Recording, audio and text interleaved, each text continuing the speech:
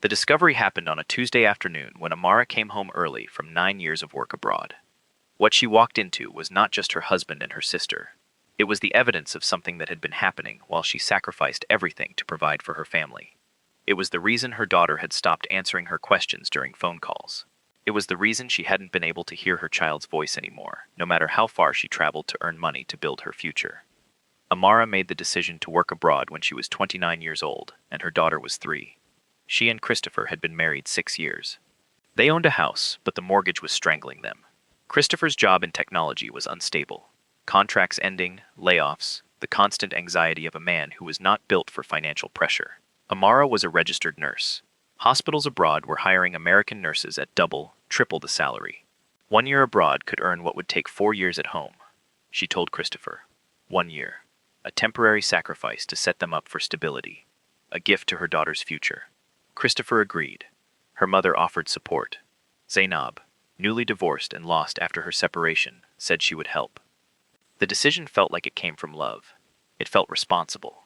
It felt like something she was doing for her family. She accepted a position in Saudi Arabia. The hospital covered housing and most expenses. She would send home 80% of what she earned. Each month, funds went to the mortgage, to savings, to a college fund for Naya. She was building something. She was providing something. She was making a choice that hurt her. Missing her daughter's 4th birthday. Missing her first day of kindergarten. Missing the small moments. But it had purpose. The phone calls on weekends were hard. Naya would tell her about school, about her friends, about the things a 4-year-old daughter tells her mother. Amara would listen and feel that ache of distance, but underneath was certainty. This was worth it. This was building something. She extended her contract. 1 year became 3 years, became 5 years, became 9. Each time she was supposed to come home, something changed. Christopher mentioned that Naya struggled with the transitions. The school was going well. Their mother assured her that Naya was thriving. Zainab sent photos.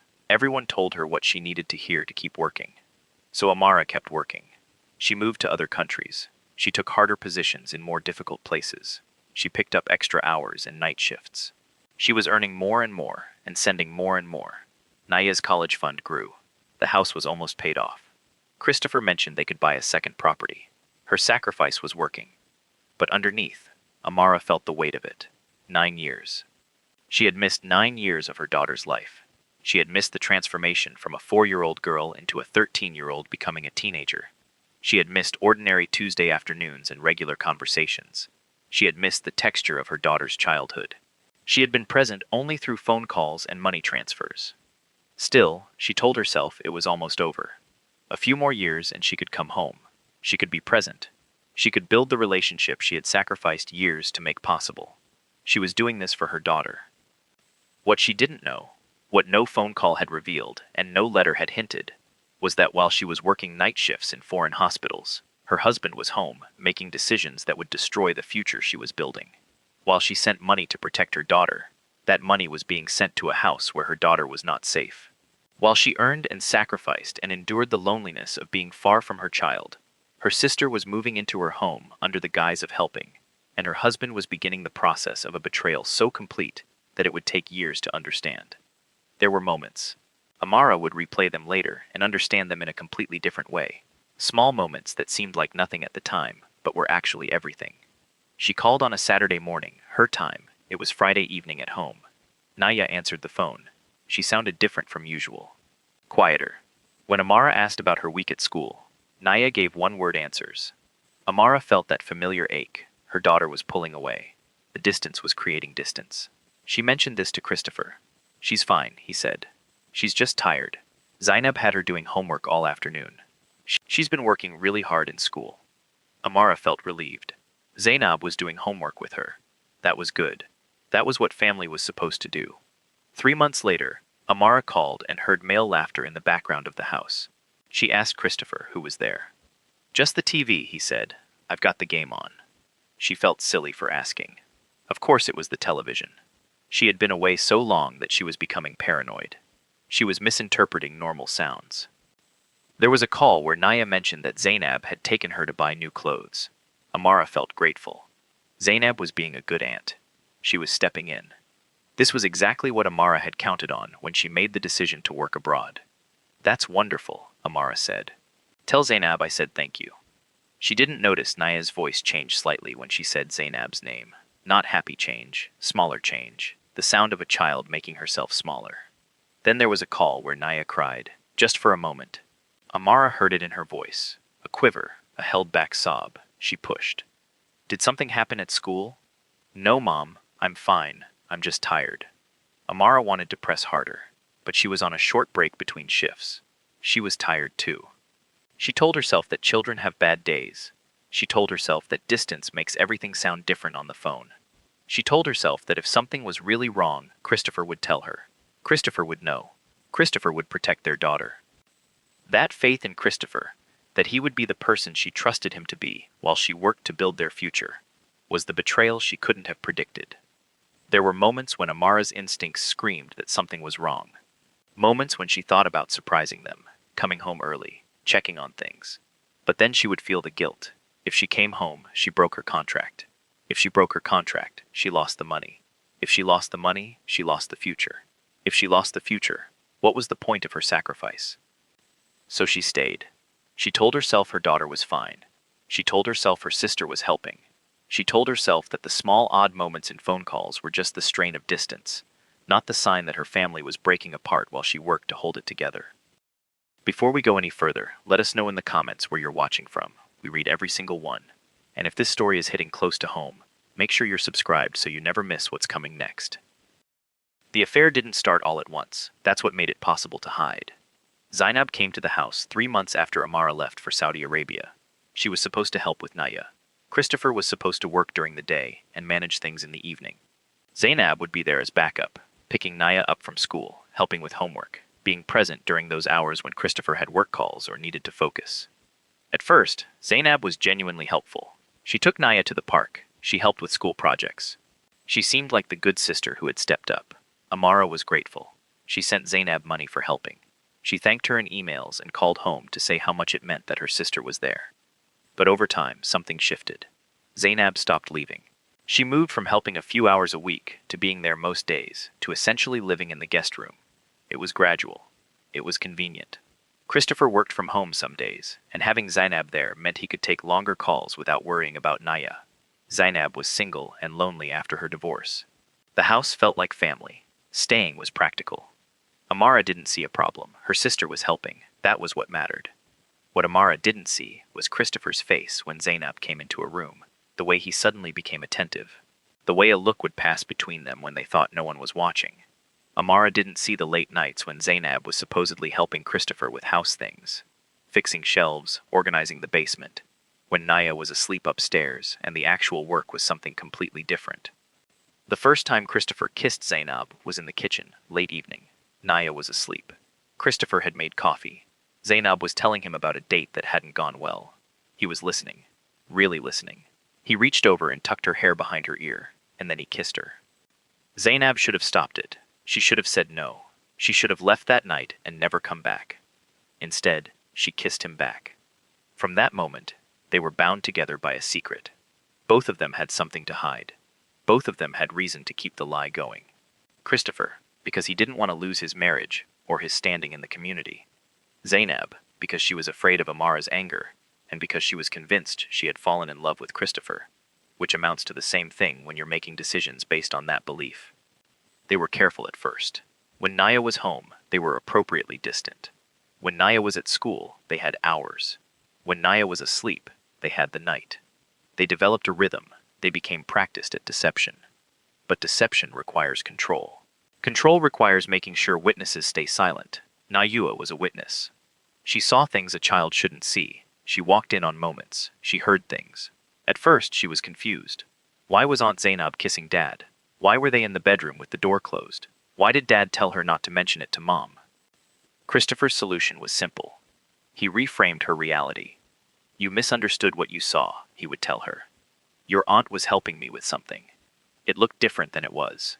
You're a kid. You don't understand grown-up things. And Mom is so far away working so hard for us. If you tell her things that aren't true, it will just worry her. It will hurt her. Do you want to make Mom sad?" Naya, at age 6 and then 7 and then 8, did not want to make her mother sad. Her mother was already so far away, already sacrificing so much, so Naya made herself small. She made herself invisible in her own home. She learned not to ask questions. She learned not to tell what she saw. But she couldn't unsee it, and she couldn't stop Zainab from using her position of caregiver to isolate her from help. Zainab became the one who managed Naya's access to her parents. Zainab screened phone calls. Your mom is sleeping. Your dad is busy. Zainab was the gatekeeper of Nikea's connection to the adults who were supposed to protect her. When Nikea tried to tell, when something slipped during a phone call with Amara, Zainab was there to explain it away. She's just acting out because she misses you, she would tell Christopher. She's being dramatic. She's fine, she would assure Amara during video calls. Naya learned that telling wasn't safe, that her words would be reframed, that the adults she was supposed to trust would prioritize their secret over her safety. Naija was 8 years old the first time Zainab hit her. It wasn't anger, it was punishment. Naija had let something slip during a phone call with Amara. She had said something small about seeing Zainab and Dad being weird together. When Christopher mentioned it to Zainab, she pulled Naya into her room. You can't talk about us that way, Zainab said. Her voice was different. Not the aunt voice, the other voice. The voice that scared Naya. Your mom doesn't need to hear things that aren't her business. But you were. Zainab hit her across the face. Not hard enough to leave a visible mark, but hard enough for Naya to feel it in her teeth. Hard enough to shock her into silence. Hard enough to teach her a lesson. We don't talk about this, Zainab said. To anyone. Do you understand? Naya understood. She understood that telling led to punishment. She understood that the adults in her life were united in keeping the secret, which meant she was alone in knowing the truth. The hitting didn't happen often. Once every few months. Enough to keep Naya afraid. Enough to keep her compliant. Enough to make her understand that she was responsible for managing the secret that adults had created. But the emotional abuse was constant. It was in Zainab's voice when she told Naya she was too sensitive. It was in her face when Naya cried. It was in the way she withheld affection one moment and demanded gratitude the next. Zainab would be kind and loving to Naya in front of Christopher. She'd braid her hair and tell her she was beautiful and make her favorite food. Then, the moment Christopher left the room, her face would change. Don't be so clingy, she'd say. Your mother didn't raise you to be weak. Stop being dramatic about everything. You're making me regret helping with you. Naija internalized the message. She was the problem. Her existence was the burden. Her need to feel safe was asking too much. When she was 10, Naija tried to tell her teacher. She said something vague about not feeling safe at home. The teacher called Christopher and Zainab in for a meeting. They were perfect versions of themselves, concerned, loving, confused about what had upset Naya. We don't know why she's saying that, Christopher said. We've never done anything but love her. The teacher believed them. Why wouldn't she? They were two adults presenting as concerned and confused. Naya was one child who couldn't articulate what was happening to her. The punishment for trying to tell was swift. Christopher took her phone. Zainab sat with her for hours, saying, Why would you say that about us? After everything we've done for you? After how much we love you? Your mom is going to be so ashamed of you. Naya learned, telling makes things worse. Telling betrays the people who told her to keep quiet. Telling is weakness. She stopped trying. She became the child who didn't complain, who didn't ask for help, who made herself so small that no one noticed there was something wrong. At school, she was quiet. At home, she was invisible. In therapy much later, she would describe it as going away inside. She was there physically, but she had removed herself emotionally. It was the only survival mechanism available to her. Her grades started to slip. She lost interest in things she used to love. She stopped playing soccer. She stopped painting. She stopped being the curious, expressive child. She became the child who was afraid. And through all of it, her mother was calling from abroad, hearing a version of her daughter that Zainab and Christopher had created. A daughter who was fine. A daughter who was adjusting well. A daughter who didn't need her mother because her mother had sacrificed her presence to provide money. Every call reinforced the message to Naija. My mother chose work over me. My mother chose money over my safety. My mother chose to believe what they told her over believing me. That was the deepest betrayal of all. Not that Zainab and Christopher created the secret, but that Naya's mother, the one person who was supposed to protect her, wasn't there. And when she called, the people harming her daughter were the ones answering. Amara didn't leave the house that afternoon. She went upstairs to her daughter's room and waited. Naya came home from school at 3:15. She opened her bedroom door and froze when she saw her mother sitting on her bed. For a moment, neither of them spoke. Then Naya started to cry. Not regular crying. Shaking, gasping crying. The kind that comes from years of held-in fear finally breaking. "Mom," Naya said. "Mom, I'm sorry. I'm sorry. I wanted to tell you." Amara held her. That's what she did first.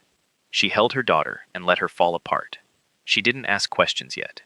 She just held her and understood, without words, that everything she had feared during those 9 years was true. She hadn't been away building a future. She had been away while her daughter's present was being destroyed. Downstairs, Christopher and Zainab stayed frozen in the living room. They didn't know Naya was home. They didn't know Amara had held her. They didn't know what was about to come. Amara let Naya cry herself out. She brought her water. She sat with her and asked, very carefully, "Did Zainab ever hurt you?" Naya nodded. "Did Christopher ever hurt you?" Naya didn't answer, but she didn't need to. Her silence was the answer. "I need you to tell me what happened," Amara said. "I need you to tell me everything. And I need you to know that nothing that happened was your fault. Do you understand me? None of this was your fault." And Naya, slowly and painfully, told her mother what she had been unable to say for 4 years. By the time Amara went downstairs, she wasn't angry anymore. She was something colder than anger. She was a woman who understood that she had to rebuild her entire family from the ground up. Christopher was in the kitchen. Zainab was upstairs in the guest room, too ashamed to come down. "Did you touch my daughter?" Amara asked. Christopher's face went white. "I'm asking you a direct question, and I want a direct answer. Did you ever touch Naya inappropriately?" "No," Christopher said. "No, I would never." "Did Zainab ever physically hurt her?" "That's not—" "Amara, you need to understand the context. You were gone. You were gone for 9 years. I was here. I was doing the work. I was." "Answer the question." "Once, maybe twice. But Naya was being difficult, and Zainab got frustrated." "Get out," Amara said. "You don't understand. I provided stability. I kept this house together. I kept your daughter safe. Get out of my house." She went to find Zainab. Her sister was packing a bag. "I was going to leave anyway," Zainab said. "I was going to tell you." "You were going to leave and take the secret with you," Amara said. "You were going to leave and let my daughter carry this alone. How long has this been happening?" Zainab couldn't meet her eyes. "How long?" 6 years, Zainab whispered. 6 years. Naya was 6 years old when it started. Amara had been overseas for 3 years already. She had been calling home asking if everything was fine, and everything had not been fine. Everything had been catastrophic. "Get your things," Amara said, "and do not come back to my house. Do not contact my daughter. Do not contact me except through my lawyer." That night, Amara held her daughter and called a lawyer. The next morning, she filed a police report. The next day, she called her hospital to tell them she would not be returning to her contract.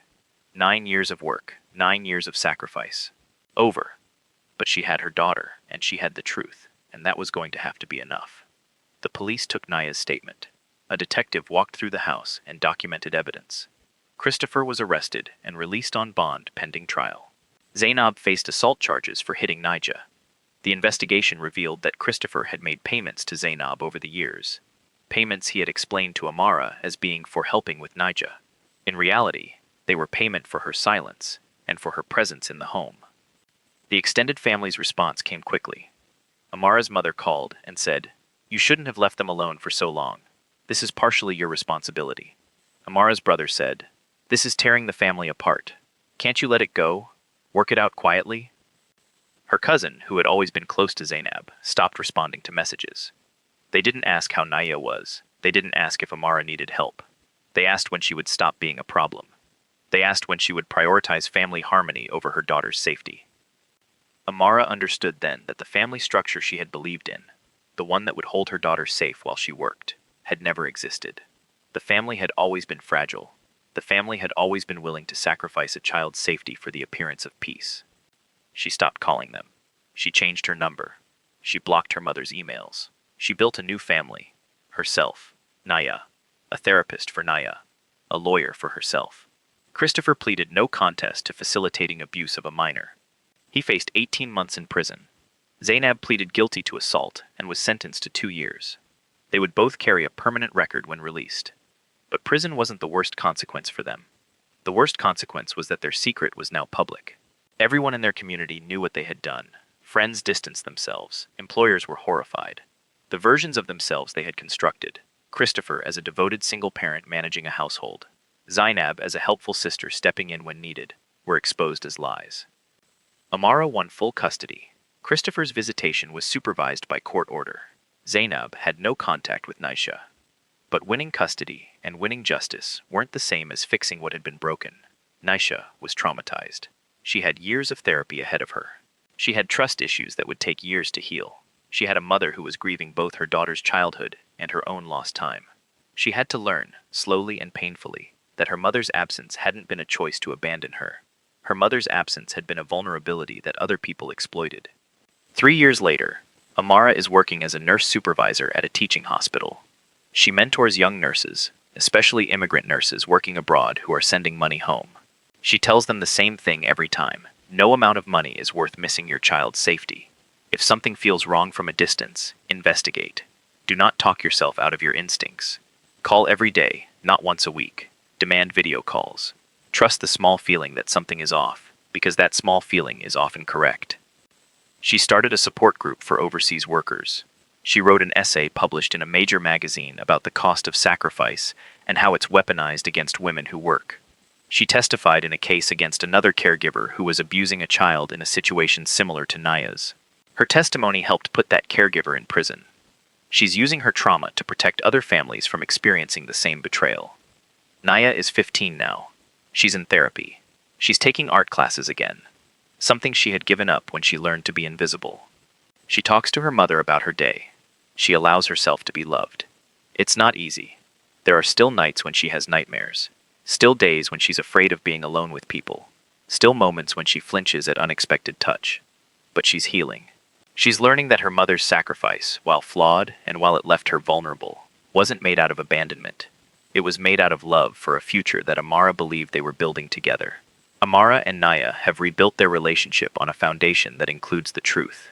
They've talked about what happened. They've processed Amara's guilt about being absent and Naya's anger about being unsafe. They've learned that they're both survivors of the same crime. Naya's body was harmed, and Amara's trust was weaponized. Both betrayals mattered.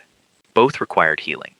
The question Amara wants you to think about is this: how far would you go to provide for your family? And when does sacrifice become abandonment? When does trust become negligence? And who are the people who betray us? And what do we owe them after?